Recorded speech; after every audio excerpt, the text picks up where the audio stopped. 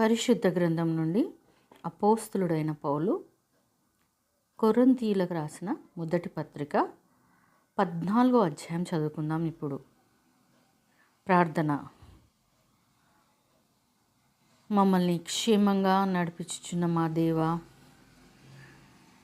ప్రధాన కాపరివై మమ్మల్ని కాచి కాపాడుతున్న మా తండ్రి, పరమ వైద్యుడవై తండ్రి, మమ్మల్ని ఆరోగ్యంగా నడిపించుచున్న మా దేవా, నీకు స్తుతులు స్తోత్రాలు వందనాలు చెల్లిస్తున్నామయ్యా. ప్రేమామయుడవు, దయామయుడవు, కరుణామయుడవు తండ్రి. నీ వాక్యంలో తండ్రి నీ ప్రేమని చవిచూచుటకు తండ్రి నీ జ్ఞానంతో మమ్మల్ని నింపమని యేసయ్య పరిశుద్ధ నామం అడిగి వేడుకుంటున్నాం మా తండ్రి. ఆమేన్.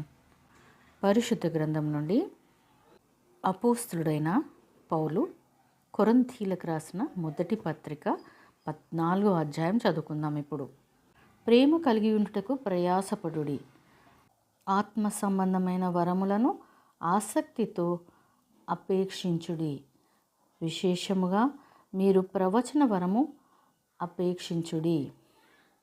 ఎందుకనగా భాషతో మాట్లాడువాడు మనుష్యులతో కాదు, దేవునితో మాట్లాడుచున్నాడు.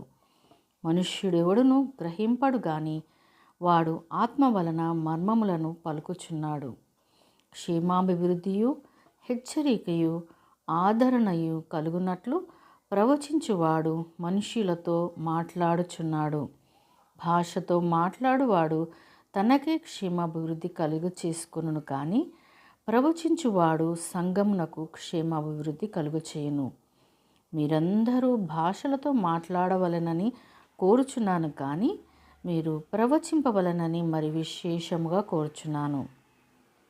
సంఘము క్షేమాభివృద్ధి పొందు నిమిత్తము భాషలతో మాట్లాడువాడు అర్థం చెబితే కానీ వాటికంటే ప్రవచించువాడే శ్రేష్ఠుడు.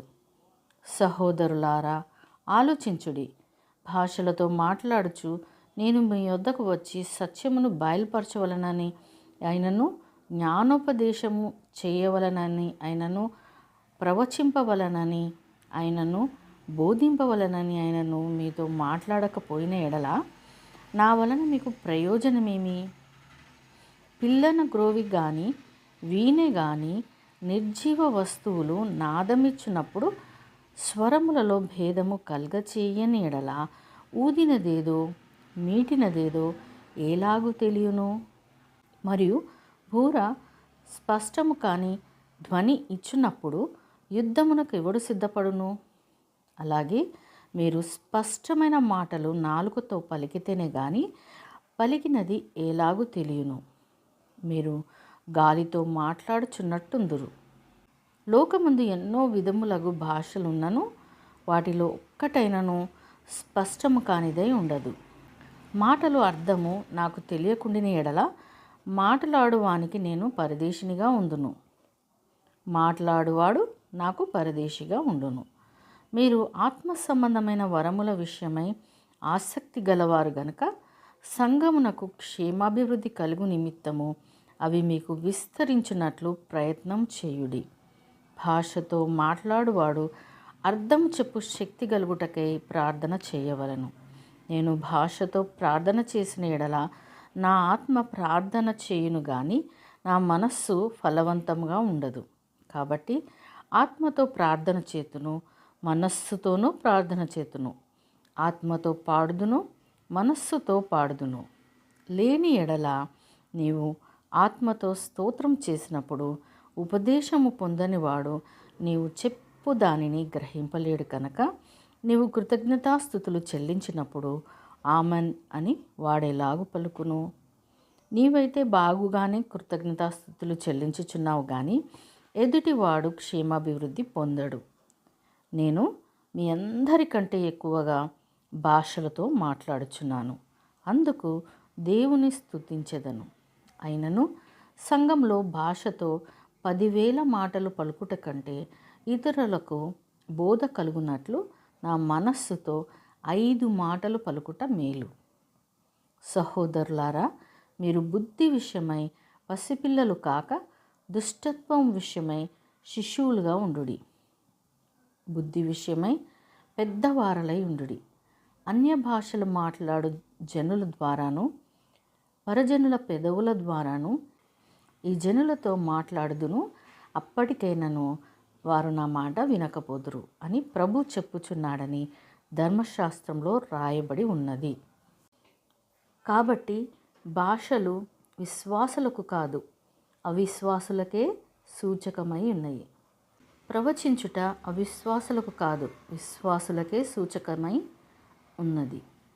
సంఘమంతయు ఏకముగా కూడి అందరూ భాషలతో మాట్లాడుచుండగా ఉపదేశము పొందని వారైనను అవిశ్వాసులైనను లోపలికి వచ్చిన ఎడల మీరు వెర్రి మాటలాడుచున్నారని అనుకొందురు కదా.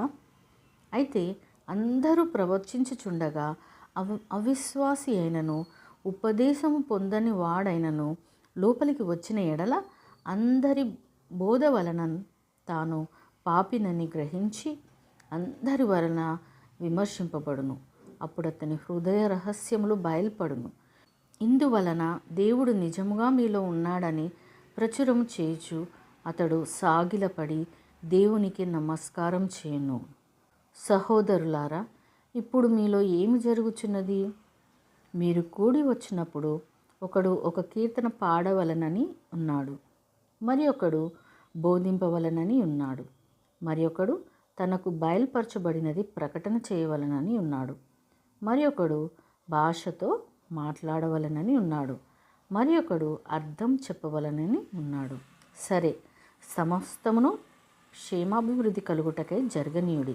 భాషతో ఎవడైనను మాట్లాడితే ఇద్దరు అవసరమైన ఎడల ముగ్గురికి మించకుండా వంతుల చొప్పున మాట్లాడవలెను. ఒకడు అర్థము చెప్పవలను. అర్థం చెప్పువాడు లేని ఎడల అతడు సంఘములో మౌనంగా ఉండవలను కానీ తనతోనూ దేవునితోనూ మాట్లాడుకొనవచ్చును. ప్రవక్తలు 2-3 మాట్లాడవచ్చును. తక్కిన వారు వివేచింపవలను. అయితే కూర్చున్న మరి ఒకనికి ఏదైనాను బయలుపరచబడిన ఎడల మొదటి వాడు మౌనంగా ఉండవలను. అందరూ నేర్చుకున్నట్లును అందరూ హెచ్చరిక పొందునట్లును మీరందరూ ఒకని తర్వాత ఒకడు ప్రవచింపవచ్చును.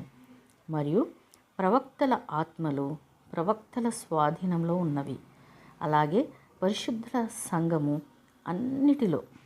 దేవుడు సమాధానమునకే కర్త గాని అల్లరికి కర్త కాడు. స్త్రీలు సంఘములలో మౌనంగా ఉండవలెను.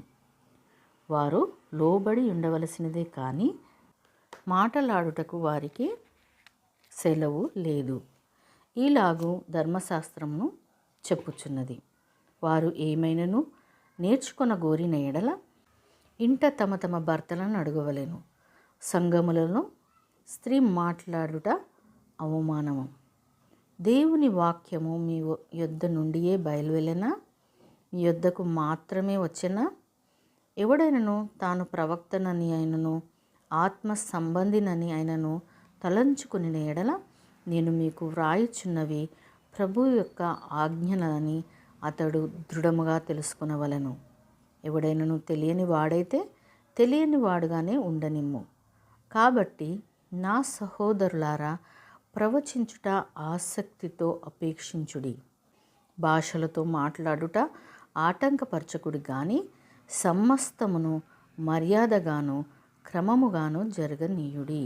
దేవుడు తన పరిశుద్ధ వాక్యంను మనందరి వినికిడిలో ఫలింపచేయునుగాక. ఆమెన్.